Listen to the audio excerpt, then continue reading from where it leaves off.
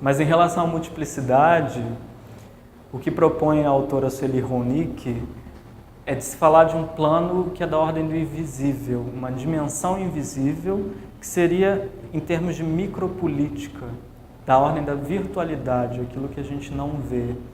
E nesse plano, como a gente exemplificou com a pele esticada, seria o plano das forças, essas forças completamente caóticas e que não determinam figuras nenhuma, ou seja, não é o plano da identidade, é o plano do caos, desregulado.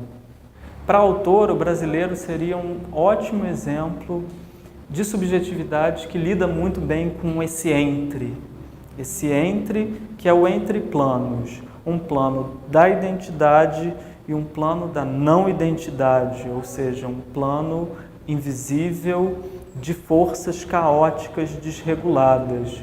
O brasileiro é aquele que se encontra entre, que está de alguma forma circundando pela identidade, mas dada a mestiçagem desse povo, tem essa facilidade de estar lidando melhor com essa quebra de identidade. Então, de alguma forma, estar mais longe de um vício, necessitar menos desse vício numa identidade. Para aqueles que estão viciados na identidade, as saídas possíveis são as drogas que neutralizam e anestesiam esse corpo das vibrações. Então, nesse caso, aquele que usa droga, e que no caso a gente poderia até também dizer que usa a identidade como uma droga, seria o oposto do artista, que consegue lidar muito bem com essa vibração e consegue produzir algo a partir disso.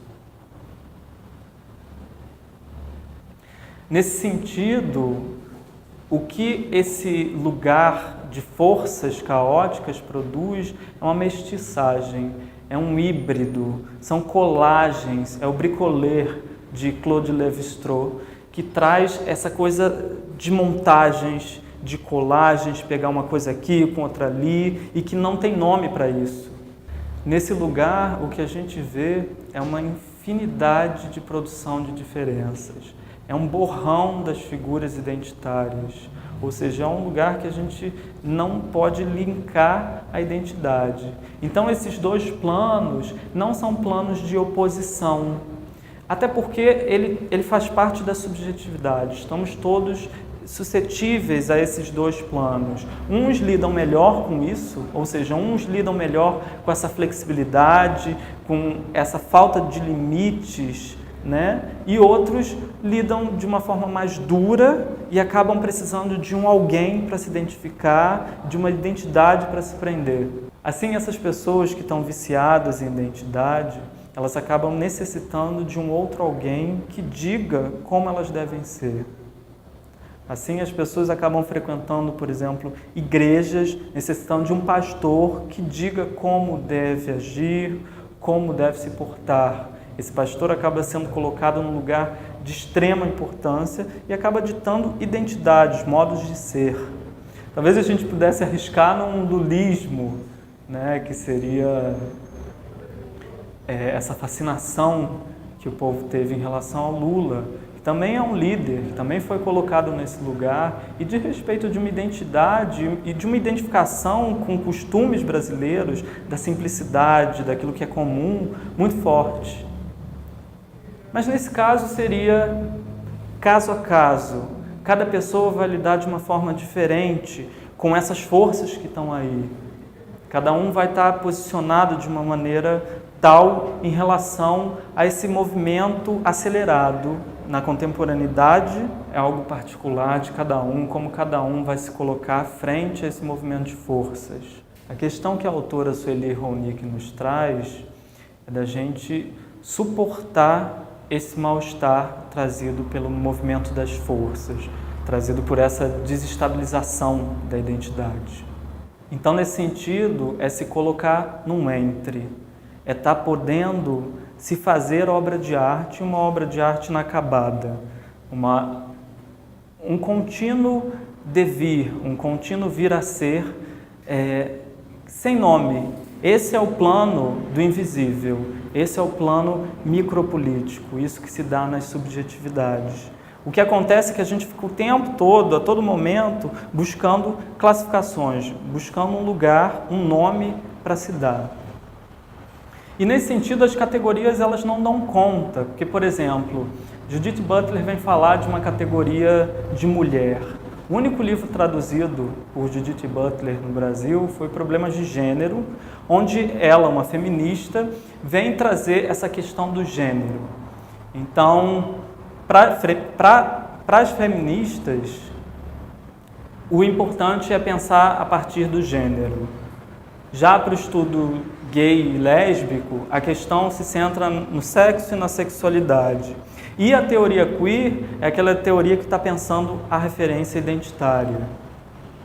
Mas uma identidade que, de certa forma, é histórica. Então, para Butler, quando ela fala de uma categoria de mulher, o que ela vem trazer é que não existe essa mulher não é única. E esse é o problema dos grupos, né? Quando você se filia a um grupo, quando você se identifica com determinada identidade, o problema é você achar que essa identidade ela é única e que ela, de alguma forma, não seria atravessada por outras questões. Então, por exemplo, que mulher é essa? É uma mulher negra? É uma mulher judia? Essa mulher é mãe? Então, a gente está falando aí, na verdade, de identidades. Essa identidade nunca é única. Num livro posterior de Butler, ela vem falar para a gente sustentar essa pergunta. O fundamental é você sustentar o lugar da dúvida. Não há respostas para essa questão. Não há uma categoria única. Ao mesmo tempo, é necessário que essas mulheres sejam representadas de alguma forma. A gente precisa pensar nas políticas públicas, na saúde, e de alguma forma é cobrado um nome. A gente é cobrado nomes o tempo todo. A sociedade quer que você se coloque e ela precisa te chamar de alguma forma. E daí entra a questão dos transtornos, né? Na sociedade contemporânea, o que reina são os transtornos psíquicos. As pessoas começam a se apresentar como transtornos. Oi, eu sou a bipolar. Oi, eu sou o esquizofrênico. E isso passa a ser e definir aquela pessoa num todo. E essa questão da homossexualidade, né? Quando a homossexualidade se fecha num grupo, óbvio, para lutar por questões que são necessárias, e nesse sentido o grupo seria necessário, ao mesmo tempo, ela está se fechando, ela está se cristalizando numa identidade que vai levá-la ao poder, mas que uma vez chegada lá, ela vai precisar dar corda nessa identidade. Ela vai precisar manter essa identidade, porque foi justamente o que a levou ao poder. E aí fica um ciclo vicioso de identidade, né? Você fica preso numa lógica identitária. Então a multiplicidade é a gente poder expandir isso, é poder entender que, na verdade, a palavra é ilusória, como dizia no poema lá na frente. Essa palavra é grade, essa ela é prisão, é uma ilusão, é uma ficção, mas o sujeito, o ser humano, é o ser humano da palavra, é aquele que dá significante, que atribui palavra às coisas. O gênero é uma performance nesse sentido, é uma construção. E por isso que ela fala assim, você precisa repetir. Por isso que se repete tanto. Como ser homem, como ser mulher, o que é homem, o que é mulher. Isso fica sendo repetindo. É o pai que passa para o filho, é o filho que passa para o filho. E é uma repetição. Quando ela fala que há a necessidade da repetição, é porque há uma fragilidade nessa norma. Se fosse da ordem da natureza, se ser masculino está ligado a ter pênis, se for uma questão da natureza, isso não precisava ser repetido o tempo todo. Então ela fala assim, se é repetido o tempo todo, é porque tem um buraco ali. Essa norma é frágil, que é a fragilidade que Lacan vem falar do significante, né? Há uma fragilidade ali, não dá conta, não define 100%, né?